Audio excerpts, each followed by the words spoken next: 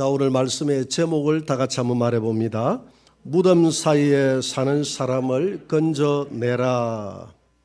오늘 본문의 내용은 그라사인이라는 땅에 군대 귀신이 들려서 무덤 사이에서 밤낮 울부짖고 생활하는 그 한 사람을 찾아 우리 예수님이 나섭니다. 그래서 주님이 그를 만나서 그 안에 있는 2,000마리나 되는 군대 귀신들을 쫓아내고 그리스도 안에서 자유를 주는 이런 모습을 보게 됩니다. 오늘 이 그라사인 땅에 이 사람을 지배하는 이 귀신들은 흉악한 귀신들입니다. 이 귀신들은 다양한 특징들을 가지고 있어요. 이 타락한 천사들이 귀신이 됐다는 그것은 동일하지만 그 실체는 동일하지만 이 귀신들이 사람에게 나타날 때는 다양한 방법으로 나타난다 이 말입니다. 예를 들어서 우리가 똑같은 사람이지만 우리가 가지고 있는 다양한 주특기들이 있지 않습니까? 다양한 직장들이 있듯이 마찬가지로 이 귀신들도 자기들의 주특기가 있다 이 말입니다. 귀신이 들렸다고 해서 아무나 점을 치고 무당이 되는 것이 아니라 점하는 귀신, 점하는 특성과 특기를 가지고 있는 귀신이 들어가면 점을 치게 돼 있어요. 사도행전 16장 16절에 보면 우리 사도 바울이 빌립보 성에서 2차 전도 여행 때에 점하는 귀신 들린 여종 하나를 고쳤다 이렇게 기록하고 있어요. 그 여종은 점하는 귀신이 들어갔죠. 또 마가복음 9장 25절에 보니까 예수님이 말 못하는 벙어리 되고 기먹은 귀신아 나오라 하니까 이 말 못하는 사람이 말을 하고 못 듣는 사람이 말을 알아듣더라 이렇게 기록하고 있습니다. 오늘 귀신이 들어가서 점을 치고 무당 생활을 하다가 목사가 됐던 박애녹이라는 목사님이 계십니다. 이분이 국민일보에서 자기의 신앙 간증한 것이 있어요. 그것을 한 2, 3분 정도만 캡처를 한 게 있습니다. 자기가 어떻게 해서 예수를 믿게 됐는지 그 부분만 우리가 한번 볼 수 있도록 합니다. 그 영상 준비됐으면 한번 보여주세요. 불 안 끄도 됩니다. 그대로 놔두세요.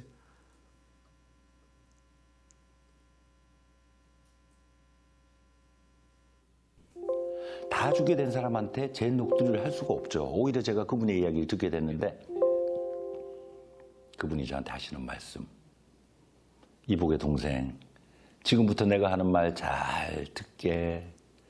내가 평생을 법사 생활하면서 귀신들을 얼마나 잘 섬겼는가. 근데 내 꼴이 이게 뭐야.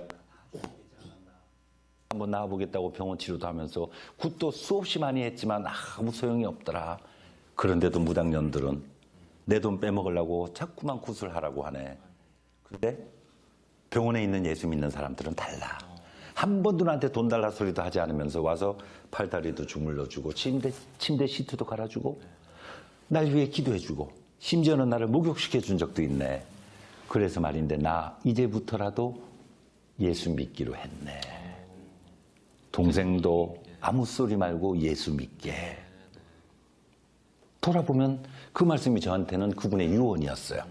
그리고 채 며칠이 지나지 않아서 돌아가시게 됐는데 그 이후에 더 무서운 사건이 하나 더 생기죠. 그때 당시에 우리 애가 이제 유치원 다니고 있었거든요. 얘가 어느 날 저를 보자마자 반갑게 뛰어오면서 소리쳐 물어요. 아빠, 무당이 뭐야? 깜짝 놀랐죠. 야, 너 그 소리 어디서 들었어?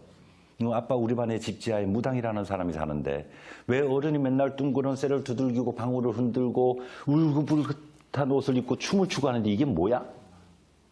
얼떨결에 툭 튀어나온 말이 무당은 귀신들하고 친하게 지내고 귀신이 시키는 대로 하는 사람이야. 아빠, 그러면 무당은 나쁜 사람들이네. 아빠는 무당들하고 친하게 지내면 안 돼. 알았지? 그리고 지방으로 뛰어들어가요. 이 소리에 저는 그저 눈물이 쏟아져요. 저요? 내 아이에게 무당의 자식이라 소리 남겨주고 싶지 않거든요. 그렇죠. 어떡하지? 어린이 놀이터에 앉아서 하염없이 눈물을 쏟다가 결심을 해요. 죽든지 살든지 간에 귀신 한번 떼어내보자. 귀신을 떼어내려면 귀신이 제일 싫어하는 예수를 믿자. 짜증이 나는 거예요. 그래서 넋두리라도 하려고 알고 있던 그 스님 출신 법사를 만나러 갔는데 됐습니다. 할렐루야. 우리 한번 박수 한번 합시다. 여러분, 이 박애녹 목사님은 성균관대학교를 나왔어요. 그리고 그는 군의 장교로 들어가서 육군 중위로 예편을 하고 코롱 회사에 정상적으로 다니면서 귀신이 하도 역사를 해서 그래서 이 내림굿을 했습니다. 그래서 신을 받게 되었고, 그 다음부터 이제 이분은 평일날은 직장을 다니고 주말이 되면 이제 무당들을 따라다니면서 굿을 함께하는 이런 일들을 했다는 것입니다. 그런데 이분이 자기가 그렇게 존경했던, 그렇게 자기의 멘토가 되었던 그 법사님을 찾아가서 이 법사님이 이제 암이 걸려서 호스피스 병동에서 케어를 받으면서 예수를 믿는 그 그리스도인들의 그 사랑에 마음이 이끌려서 예수님을 영접하고 이분에게 예수를 믿어라. 내가 귀신을 섬겨보니까 아무 소용이 없더라.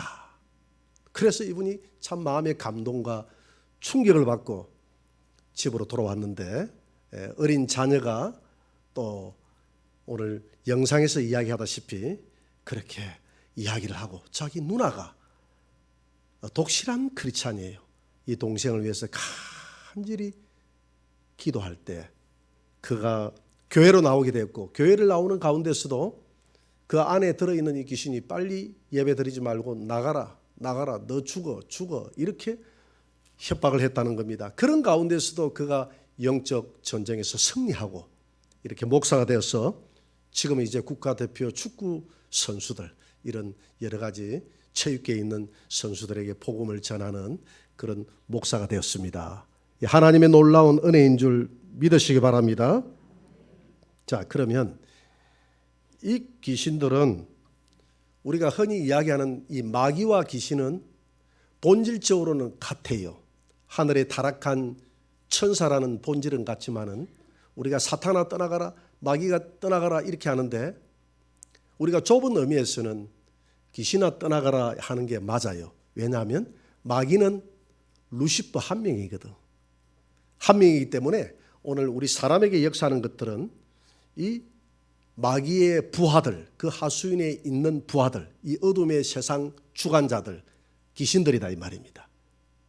그래서 이 귀신들이 사람에게 붙어서 배후에서 우리 사람을 지배하고, 육에 붙으면 병을 일으키고, 우리의 생각을 지배하게 되면 생각을 혼란스럽게 만들어서 우리의 삶을 파괴하고 하는 이런 존재들이 이 귀신들이다. 사도행전 8장 7절을 한번 보도록 합니다. 같이 한번 읽어봅시다. 많은 사람에게 붙었던 더러운 귀신들이 크게 소리를 지르며 나가고, 여러분 많은 사람들에게 귀신이 붙어 있다고 하지 않습니까? 그런데 복음이 들어가니까 이 귀신들이 이 하나님의 말씀 앞에서 다 떠나가더라 이렇게 이야기하고 있죠. 그러면 이 귀신들은 왜 사람에게 붙어서 사는가? 이 귀신은 이 땅을 지배하고 싶은 거예요. 그런데 하나님이 육을 허락하지 않았어요. 귀신은 영물이지 않습니까? 이 영물이 이 땅을 지배하기 위해서는 만물의 영장으로 지음받은 우리 인간의 육을 지배해야 자기의 뜻을 실현하는 겁니다. 그래서 사람에게 붙어 있는 거예요. 그래서 사람에게 붙어서 사람을 정복하고 생각을 지배하고, 그래서 하나님을 못 믿게 하고 예수를 못 믿게 하고 우상을 섬기게 하고 우상에게 진리가 있는 것처럼 사람들을 속이고, 그렇게 해서 이 땅의 모든 귀신들을 섬기는 그런 왕국으로 만들기 위해서 이 귀신들이 사람에게 붙어서 생각을 미혹하고 육체를 병들게 하고 이렇게 한다 이 말입니다. 그래서 귀신이 육에 붙으면 이 병을 일으킵니다. 마가복음 9장 25절을 한번 봅니다. 다 같이 한번 읽어봅시다. 예수께서 무리가 달려와 모이는 것을 보시고 그 더러운 귀신을 꾸짖어 이르시되, 말 못하고 못 듣는 귀신아 내가 내게 명하노니 그 아이에게서 나오고 다시 들어가지 말라 하심에 말 못하고 못 듣는 귀신아 나오라 그랬어요. 말 못하고 못 듣는 귀신. 그러니까 이 사람이 지금 말을 못하고 못 듣는 이유가 말 못하고 못 듣는 귀신이 들어가서 지금 말을 못하고 귀가 안 들리는 겁니다. 물론 모든 질병들이 다 이 귀신이 들려서 질병이 오는 것은 아니에요. 그렇지만은 이 사람이 귀가 안 들리고 말이 안 되는 것은 귀신이 들려서 그렇게 안 된다고 하면 귀신을 내보내면 귀가 열리고 말이 풀어지는 줄 믿으시기 바랍니다. 우리 원준상 선교사님 특기가 귀 여는 것 아닙니까?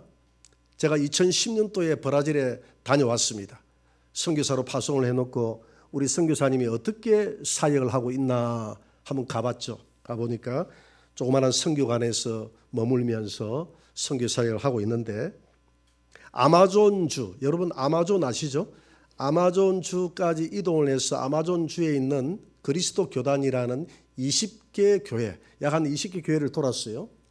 2달 동안 있으면서 이틀 집회하고 하루 이동하고 이틀 집회하고 하루 이동하니까 한 20개 교회 집회를 하게 됐는데 집회 때에 매 시간마다 보니까 귀가 닫혀 있고 말을 못하는 사람들이 적게는 10명, 많게는 한 30여 명 가까이 집회에 참여를 합니다. 우리나라 같은 경우에는 이런 사람들이 시설에 들어가서 사회는 별로 없는데 브라질은 그런 시설이 없어요. 그러다 보니까 그냥 그런 사람들이 가정에서 함께 사는 겁니다. 그러니까 집회에 많이 나오는 것이죠. 원준산 선교사님이 이렇게 쭉 하는 걸 보니까 마지막에는 꼭 싸이 이렇게 해요.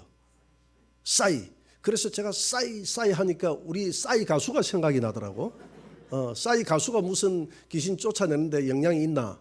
그래서 저녁에 돌아와서 하루는 물어봤습니다. 선교사님 마지막에 싸이라고 하는데 왜 싸이라는 말이 무슨 말입니까? 이랬더니 한국말로 귀신아 나가라 하니까 이 한국말 귀로 못 알아듣고 그래서 브라질 말로 싸이는 나가라는 뜻입니다.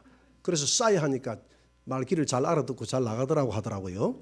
그래서 그다음부터는 싸이 한다고 해서 그때부터 이제 저도 이제 가서 싸이 하면서 그래서 원준산 선교사님이 저기 앉아 있는 이동료 목사님 나와서 이 절반은 기도해 주세요 하더라고요. 이분이 나하고 사전에 이야기도 없이 해가지고 제가 얼마나 당황을 했는지 이거 안 떨리면 참 이거 차 한쪽에는 다 떨리는데 한쪽에는 안 떨리면 이게 망구 창피잖아요. 그래도 파송했다는 교회 목사인데 그런데 하나님이 다행히도 떨리게 해주셔서 할렐루야.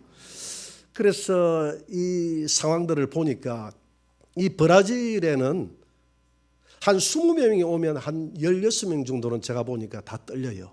귀가 아예 안 들리는 사람도 다 떨리고 적당하게 들리는 사람도 떨리고 다 떨리는데 한국에서 와서 이렇게 집회하는 걸 보면 한 3명 정도 기도하면 1명 정도 떨리는 꼴로 제가 보니까 평균 돼 있어요. 브라질과 우리 한국에는 왜 이런 차이가 있는지 모르겠어. 그런 차이가 왜 있나요? 믿음. 한국 사람들 믿음이 좋은데 내가 보니까 한국 귀신들은 고집이 좀 센 것 같대. 예. 고집이 좀 세서 한국 사람들이 고집이 세지 않습니까? 귀신들도 고집이 센 것 같아.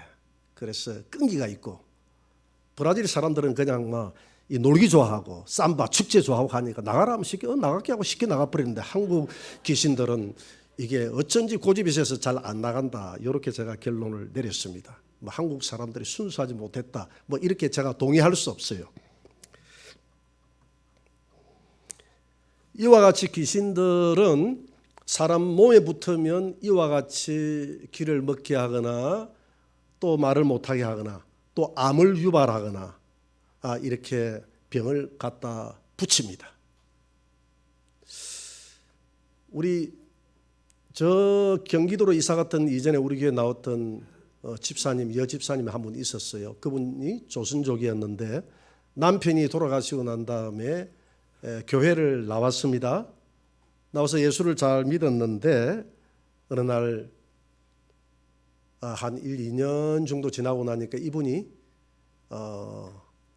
기침을 하고 입에서 피를 토했다는, 그래서 직장을 못 나갔다는 이야기를 듣고 제가 신방을 가서 그분을 데리고 여기 건강병원으로 갔습니다. 좋은 건강병원에 가서 이렇게 엑스레이를 찍고 내린 결론이 폐암 3기였어요. 3.5cm. 그래서 대학병원으로 가라고 해서 부산대 병원으로 데리고 갔죠. 역시 마찬가지로 폐암 3기. 그래서 2주 뒤에 수술 날짜를 정해놓고 돌아왔습니다. 한 일주일 지나고 난 다음에 수술 들어가기 전에 이분을 위해서 기도해 줘야 되겠다 생각이 들어서 우리 사모하고 우리 교회 집사님 몇 분을 데리고 그 집에 찾아가서 기도를 했는데, 기도를 하는데 이분에게서 자기 남편이 나오는 거예요. 그러면서 너 어디 붙어 있느냐라고 물어보니까 폐에 붙어 있다는 겁니다. 자기 남편이 폐암으로 돌아가셨거든요. 폐암으로 돌아가셨는데 폐에 붙으니까 폐암이 발병된 겁니다. 물론 이 남편이 아니죠. 남편에게 붙어 있던 이 악한 영이 이 육을 입고 있다가 육이 분해가 돼버리고 땅으로 돌아가 버렸잖아요. 그러니까 이 귀신이 갈 바가 없어. 공중에 헤매다가 보니까 자기 사랑하는 이 남편의 아내 되는 분이 제사를 지내고 있어. 그러니까 제삿날에 이 귀신이 찾아와서 들어간 겁니다. 그래서 자기가 보니까 제사를 지내고 소파에 앉아 있는데 자기 남편이 환상 중에 이렇게 미소를 띠며 걸어오더라는 거예요. 그래서 자기 남편은 여보 하고 이렇게 안았는데 보니까 환상이었다는 거예요. 그때 뭐가 쏙 들어갔는데 그게 바로 폐암을 유발하게 됐던 기회였다는 것입니다. 그래서 귀신은 아무 때나 들어오는 것이 아니라 통로를 열어주면 그 통로를 따라서 반드시 들어오게 되어 있는데, 그래서 제사라는 통로를 열었기 때문에 그 제사를 통해서 들어온 겁니다. 그래서 그날 저녁에 눈물을 흘리면서 회개하고, 목사님 다시는 내가 제사 지내지 않겠습니다. 당신은 그 남편이 아니야. 남편이면 제사 지내도 되지. 남편이 기뻐한다면. 그런데 남편이 아니다 말이야. 남편에게 붙어있던 이 악하고 더러운 귀신들이 남편과 하나 되어 살았기 때문에, 인격적으로 하나 됐기 때문에 들어오는데 항상 가족 주변을 맴도는 거예요. 그래서 통로가 안 열려서 못 들어오다가 이분이 예수를 믿고도 제사라는 통로를 열어주니까 들어온 거예요. 지배하게 된 거예요. 그리고 남편이 병을 일으켰는데 동일한 병을 일으켰던 것입니다. 그래서 그날 저녁에 회개하고 다 이렇게 떼버리고 가지고 집에 붙어 있던 거 다 그냥 불살라버리고, 그리고 난 다음에 이제 그분이 부산대 병원을 가서 이렇게 수술했는데 의사가 째보니까 아무것도 없어. 그래서 미안하다고 째맨 거예요. 미안하다 말은 내가 한 말이고 그분이 속으로 했겠죠. 근데 우리는 알잖아요, 그죠? 이 악한 영이 나갈 때 이 병도 함께 없어진 줄 믿으시기 바랍니다. 이와 같이 이 악한 영들이 이렇게 다양한 방법으로 벙어리 되고 기먹은 귀신이 붙으면 말을 못하게 되고, 이와 같이 폐암에 걸려서 죽었던 사람에게 악한 영이 나와서 다시 붙으면 암을 일으키고, 제가 지금까지 쭉 해보니까 틀림없어요. 다양한 방법으로 이렇게 하는 거야. 그래서 이 귀신들은 꼭 좋은 곳으로 데려가려고 하지 않습니다. 귀신들은 좋은 곳으로 데려가려고 하잖아요. 너 왜 들어갔어? 이렇게 물어보니까 내 있는 곳으로 데려간다고 그래. 너 있는 곳이 어딘데? 침침하고 어둡고 묻지 마. 너무너무 고통스러워하는 거예요. 그런 곳에 왜 데려가려고 해? 그런데 여러분들이 누가복음 16장에 보면 부자와 나사로의 이야기가 나옵니다. 이 부자는 그 음부의 불 가운데서 주님 앞에 이야기합니다. 주여 나사로를 보내사 우리 집에 가면 형제 5명이 있는데 정말 내가 죽어보니까 지옥이 있네요. 그때는 이미 늦은 줄 믿습니다. 설마가 사람 잡는다는 이야기 있죠. 죽어봐야 알지. 죽어봐야 알아요. 근데 죽어보면 끝나는 거야. 그걸 알아야 돼요. 죽어보니까 지옥이 있네요. 나 정말 없는 줄 알았어요. 그래서 내 마음대로 살았는데 주여 너무 죄송합니다. 나사로를 보내사 우리 집에 5명의 형제가 있는데 나처럼 절대 이곳에 오지 않도록 예수를 믿게 하소서. 그랬더니 주님이 그러잖아요. 나사로를 보낼 필요가 없다. 이 땅에는 목사도 있고 선지자도 있고 많은 복음 전하는 사람들의 말을 듣지 않는다면 설사 나사로가 살아서 천국이 있더라고 복음을 전해도 믿지 않을 자들이니까 그럴 필요가 없다. 그런데 실제 자기 형제는 음부에 들어가서도 자기 형제를 걱정해 줍니까? 안 해줍니까? 걱정해 주고 오지 말라고 하는데 내 있는 곳에 데려가려고 들어와서 하는 이 존재는 그 형제가 아니라 자기 남편이 아니라 남편을 지배하고 있어서 인격적으로 하나 됐던 악한 영이라는 것입니다. 믿으십니까? 그래서 이 악한 영들은 이와 같이 우리의 생각을 지배하면 우리의 삶을 파괴시키고 육을 지배하게 되면 육을 파괴시켜서 어떻게 해서든지 사람을 죽여서 지옥으로 끌고 가는 것이 그의 사명인 거예요. 우리에게도 사명이 있듯이 이 악한 귀신들도 사명이 있다는 겁니다.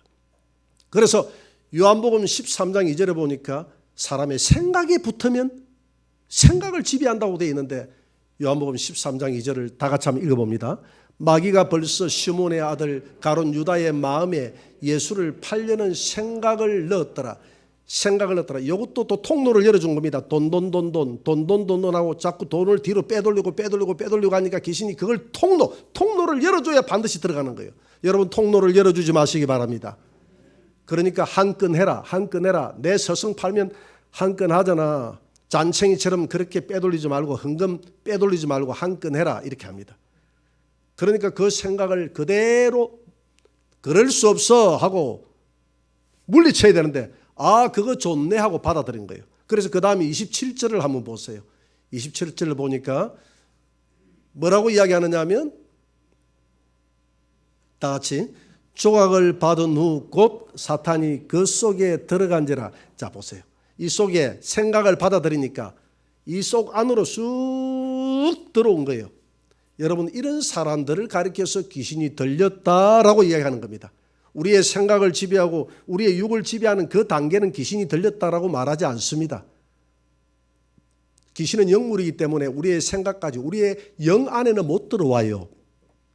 영에는 지성소이기 때문에 하나님의 거룩한 성령 예수님이 우리 영 안에 앉아있기 때문에 영까지는 못 들어오나 우리의 혼까지는 들락날락 하면서 여러분들을 혼미하게 만들고 오늘 가룟 유다에게 한 건 해라 하듯이 여러분들에게도 동시에 회사 가서 한 건 해라 해가지고 한 건 하는 사람들은 쇠고랑 차고 또 들어가게 돼 있고요.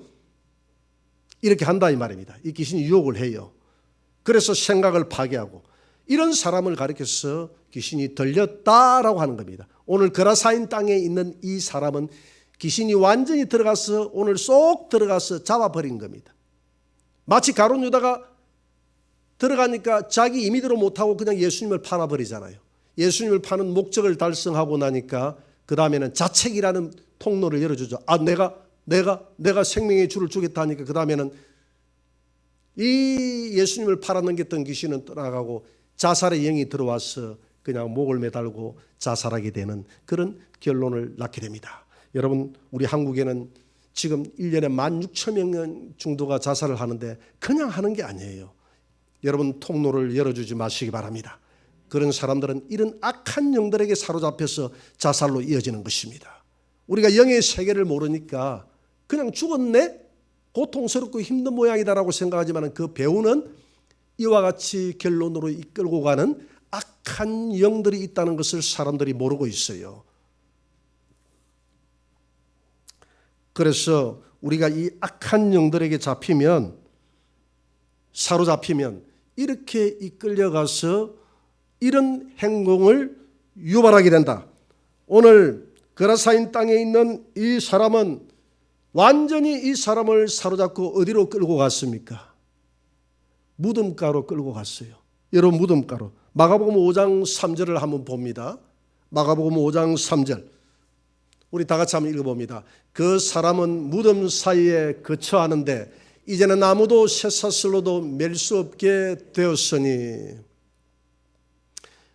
2,000명이나 되는 이 귀신이 들어갔으니까 얼마나 힘이 세겠어요. 그래서 쇠사슬로 가지고 꽁꽁 묶어놨습니다. 완전히 사로잡아 버렸죠. 꽁꽁 묶어놨어요. 그런데 힘이 세서 이게 소용이 없는 거예요. 그냥 끌고 가는 거예요. 어디로? 무덤가로 끌고 가는 겁니다. 죽음의 현장으로 끌고 가는 거예요. 이 영혼을 파괴시키는 것입니다. 이와 같이 완전히 사로잡힌 자들은 그 삶이 파괴되는 거예요. 가정이 파괴되고 목회 현장도 파괴되는 거예요. 몇 년 전에 우리 교회에 부산에 있는 교회를 하시는 모 사모님이 찾아왔어요. 귀신의 역사가 너무 강해서 귀신을 좀 떼달라고 이제 제게 찾아온 겁니다. 이분이 저는 몰랐는데 보니까 2층에 화장실에 들어갔다가 이제 점심시간에 주일 예배를 마치고 나오다가 이분이 밥 먹으러 내가 올라갔더니 저를 마주친 거예요. 나를 쳐다보는 순간에 기겁을 하더니 뒤로 그만 자빠져 버려요. 그래서 이분을 데리고 새가족실로 들어가서 축사 기도를 해줬습니다. 기도를 했는데 뭐라고 하느냐 하면 내가 완전히 이 교회를 잡아버렸어 이러는 거야. 교회를 잡아버렸대요 귀신이. 그래서 내 쫄병들이 목사도 잡아버렸어. 다 내 시키는 대로 해. 내가 완전히 쑥대밭을 만들어 놨거든. 이렇게 이야기하는 거예요. 그래서 제가 이 사모님에게 정신이 돌아왔을 때 물었습니다. 무슨 교회냐라고 물어보니까 부산에 있는 이제 모 교회다 얘기하면서 목사님이 뭐 하시는 분이냐고 물어보니까 10년 전부터 아예 목회는 접고 건물은 있는데 교회가 황폐돼 버렸다는 거예요. 성도가 한 두세 명 있는데 목회는 아예 안 하고 매일 집에서 만화책 보고 매일 저녁마다 컴퓨터하고 아무도 모른다는 거예요. 자기만 안다는 거예요. 그렇게 하고 있고 제가 그렇게 설교 시간마다 혼합주의에 들어가서는 안 된다고 하는 그 단체에 지금 총무를 맡아가지고 그 일을 하고 있다고 그래요. 정치에 관여돼서 총무를 맡아가지고 그 일을 하고 있다고 그래요. 그러니까 완전히 귀신이 사로잡아 버린 거야. 목사님 어떻게 그 귀신 말을 믿나요? 제가 귀신 말을 믿는 게 아니고 확인을 해보니까 사실인 걸 어떻게 해. 이 귀신은 예수의 이름으로 너 바리말해. 이렇게 하면 예수 이름으로 이야기하면 그냥 그 앞에서 술술 참말을 하게 돼 있어요. 뭐 그렇다고 다 믿을 필요는 없고 이와 같이 악한 영들에게 사로잡히니까 가정이 파괴되고 악한 영에게 사로잡히니까 교회가 파괴되고 이미 목회 현장이 끝나버린 거예요. 그런데 그렇게 지배당하는 사람들은 내가 지금 지배당하고 있다는 사실조차도 모르고 있는 거예요. 지금 오늘 2,000마리나 되는 이 귀신 들린 이 사람은 무덤가로 가서 무덤가에서 자유와 행복을 누린다고 생각하고 그 길을 집 삼아서 살아가고 있는 것입니다. 여러분 오늘 이 무덤이 우리에게 주는 교훈은 어떤 교훈입니까? 이 무덤은 속과 겉이 완전히 다르다는 것입니다. 겉은 파릇파릇하잖아요. 그래서 여러분 무덤가에 사람들이 소풍 가가지고 무덤가에서 파릇파릇한 데 가가지고 김밥 싸가지고 가서 먹으면 이렇게 오늘처럼 해가 좋은 날 가서 먹으면 얼마나 기분도 좋고 자연이 얼마나 파릇파릇 봄에 가가지고 무덤가에 또 꽃도 심어놨고 하니까 얼마나 아름다워요. 그래서 김밥도 참 너무 잘 넘어가요. 그런데 여러분들이 깔고 있는 그 무덤 밑에는 온갖 구더기가 끓고 있고 온갖 진해가 끓고 있고 거기는 시체들이 썩어 나자빠지고 있다는 사실을 사람들은 모르고 있다 이 말입니다. 여러분 오늘 이 세상이 거대한 무덤과 같은 거예요. 이 세상에 우리가 보이는 이 빌딩, 이 세상에 보이는 부귀영화, 이 세상에 보이는 명예와 권력 다 아름답게 보이지만은 그러나 그것을 소망 삼고 어떻게 하면 이 부귀영화를 내가 누리지? 그래서 공부를 잘하는 아이들은 이 부모가 공부를 잘 시켜서 명문대학교를 보내서 이제 명문대학교를 나와야 너가 출세하고 너는 행복을 소유할 수 있어라고 이야기합니다. 그러나 나는 공부는 좀 떨어지지만은 나는 사업에는 재능이 있어. 그런 사람들은 그런 학생들은 사업의 꿈을 꾸고 청소년들이 사업을 시작해서 사업을 일구어서 이제 나는 좀 더 떵떵거리며 이 좋은 세상에서 살게 돼 있어. 그래서 사람들은 그 명예와 결국은 건세와 그 물질을 가지고 이 무덤같이 파릇파릇한 세상에서 마음껏 즐기며 살아가지만 그 결말은 무덤 안에 있는 것처럼 썩어지는 것이기 때문에 네가 꿈꾸는 그 꿈은 산 소망이 아니라 죽은 소망이다. 믿으십니까? 오늘 이 악한 영들은 이 그라사인 땅에 있는 이 사람을, 잘 생활하는 사람을 끌고 와서 무덤가로 데리고 온 이 사건은 바로 오늘 이 시대를 살아가는 저와 여러분들의 모형이다 이 말입니다. 박예노 목사님은 그렇게 이야기했어요. 귀신이 뭡니까? 라고 물어보니까 신학자들이 많은 귀신들의 정체를 쪼개놨는데 저는 한마디로 말하고 싶습니다. 이 땅을 덮고 있는, 지배하고 있는 거대한 어둠의 세력들이다. 여러분, 이 거대한 어둠의 세력들은 우리의 생각을 지배합니다. 집에서 이 땅에 행복이 있어. 네가 이 땅에서 출세하면 너는 행복한 사람이 돼. 네가 돈을 많이 벌면 행복한 사람이 돼. 그렇게 해서 사람들은 돈을 벌다가 마지막에는 어떤 고백을 하면 이 땅을 떠납니까? 누가복음 12장 16절에 보니까 한 부자가 내 영혼아 편히 먹고 마시고 즐기자. 내가 사업을 해서 돈을 엄청 벌었거든. 그랬더니 주님이 그날 밤에 나타나서 어리석은 부자여 오늘 저녁 내 영혼을 데려갈 것인데 네가 버려놨던 돈 다 네 것이 되겠느냐? 어리석은 자여, 이와 같이 하나님께 대하여 부여하지 못하고 세상에 대해서 부여한 자는 결말이 이와 같으리라. 무덤가에 끌려가 있는, 귀신에게 끌려가 있는 이 그라사인 귀신 들린 이 사람은 그 생활이 즐거운 거예요. 무덤이 즐거운 겁니다. 거기가 낙원처럼 자기에게는 다가와요. 여러분, 이 무덤이 또한 우리에게 주는 두 번째 교훈은 희망이 없다는 겁니다. 무덤은 절망입니다. 사람들이 무덤을 자랑합니다. 우리 고성에도 큰 무덤을 자랑할 게 있어요.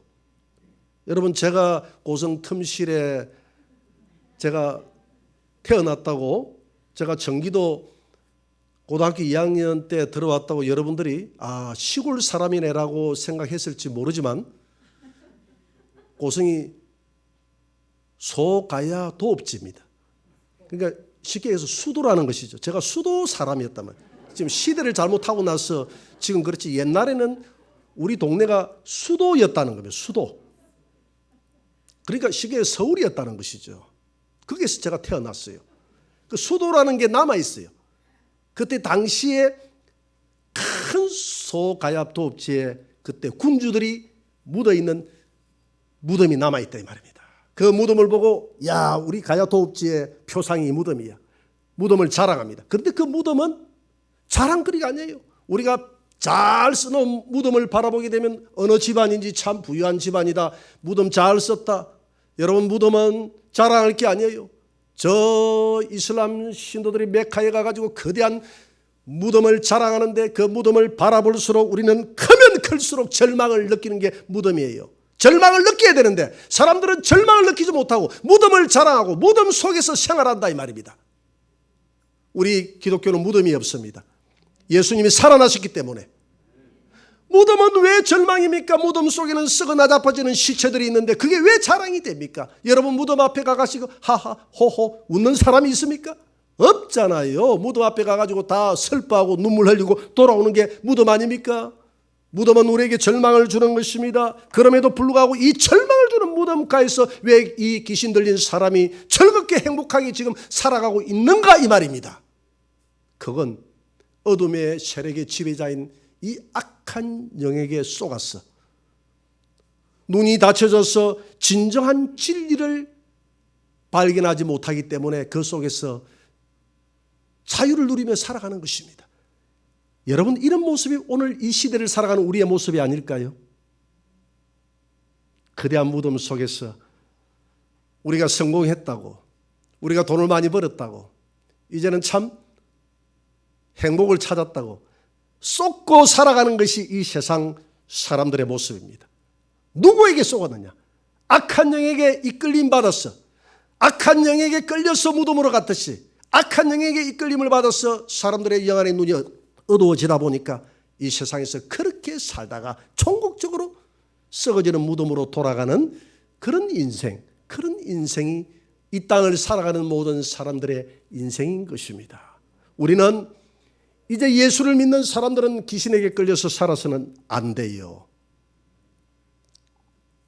우리는 마태복음 4장 1절에 보니까 예수님은 성령에게 이끌려서 연단을 받았다라고 되어 있습니다. 여러분, 우리가 예수를 믿게 되면 예수 믿는 자에게 찾아오시는 분이 하나님의 성령인 것을 믿으시기 바랍니다. 그래서 우리는 이제는 성령의 인도함을, 성령의 이끌림을 받고 살아야 되는 거예요. 성령의 이끌림을 받아 살아가는 사람들은 산 소망을 가지는 것입니다. 그래서 베드로전서 1장 3절에는 이렇게 그리스도인들에게 말하고 있습니다. 한번 읽어봅니다.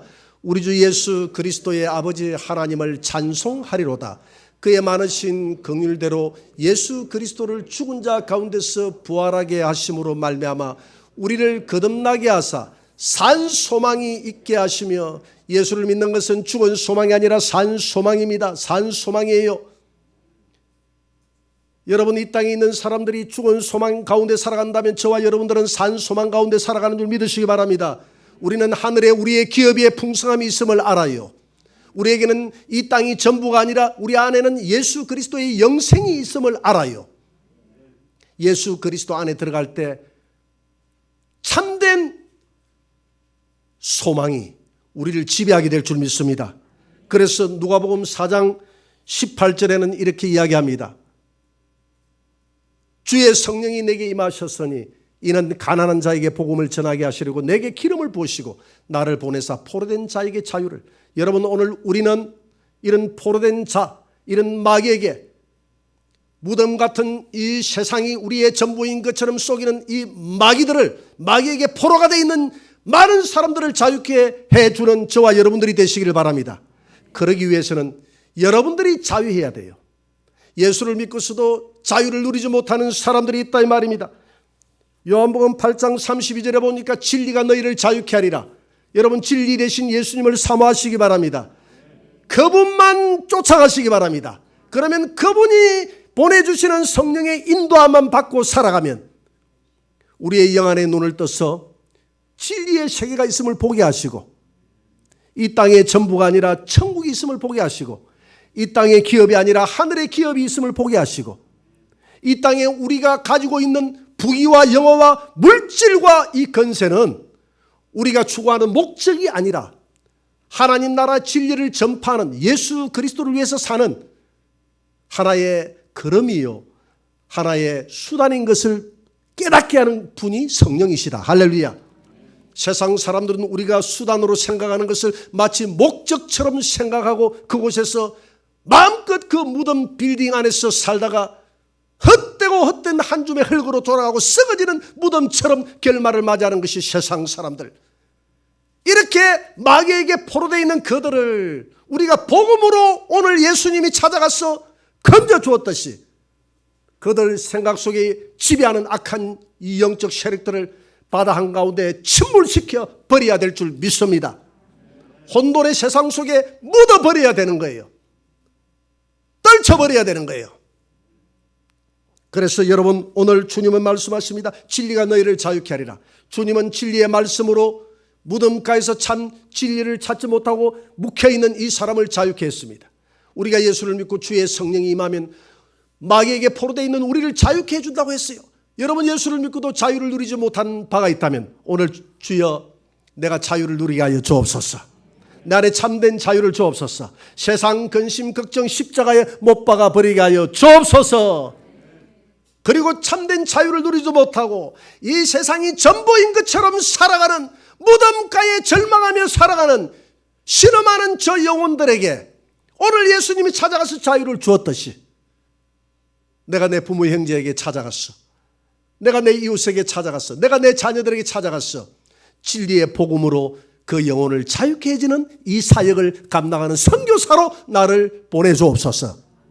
이런 사역을 감당하는 저와 여러분들이 되시기를 주의 이름으로 축원합니다.